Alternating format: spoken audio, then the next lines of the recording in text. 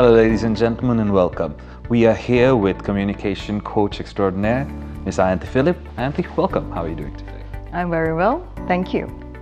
Ayanti, today we're talking about effective communication in customer resolutions, a key point that a lot of corporates are interested in. Could you tell us a little bit about it before we move on? Effective communication really is the linchpin of customer resolution because it sets the tone for the entire interaction.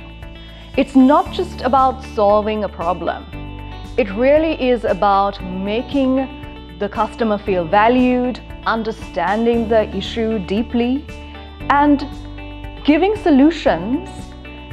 And what happens really is, with this process, the customer feels valued and appreciated, and there is a lasting impact on your brand because it fosters relationships. And most likely, your customers become advocates for your brand. And speaking of solving problems, let's go on to a problem that haunts the nightmares of marketers worldwide, customer dissatisfaction. How do you deal with that through communication? So let's take it step by step. When there is an issue, the first step would be to acknowledge the problem.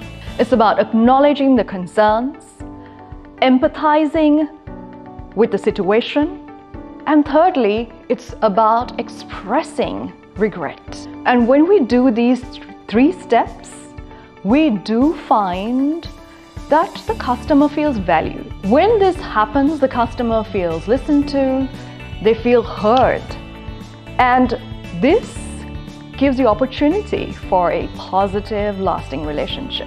It's important that you're committed to make things right.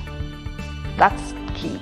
That's very, very important. So could you provide us with maybe a practical example of a piece of communication that would help resolve a dissatisfied customer? Sure. Let's take an example. Say a customer writes to you saying, I am very dissatisfied with your team. They have still not resolved my issue and I'm waiting. So an effective resolution would be, the first step is to apologize. I'm deeply sorry. I'm very sorry for this lapse in communication. I'm very sorry that my team didn't respond in time with a solution for you. We then look at the problem, why it has taken so much time internally, and give a message to the customer saying, I believe that your problem will be resolved taking these steps and action points.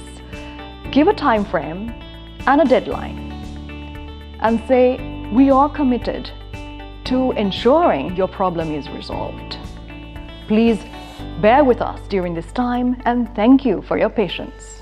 What I find a lot here, especially in Sri Lanka, is that when there is a problem, when there are challenges, people don't own up to it and go and try to fix it. There is avoidance sometimes, or they don't want to go and speak out and talk about the problem. And this sets the tone for a lot of disharmony, because when we have customers in America, in Europe, wanting updates and information, and here, when things aren't going right and when updates aren't given, there's a lot of dissatisfaction. Empathy is something you talk about often in your workshops. What role does empathy play in customer conflict resolution to you? Empathy really is about getting into someone else's world to truly understand how they feel and what their world looks like.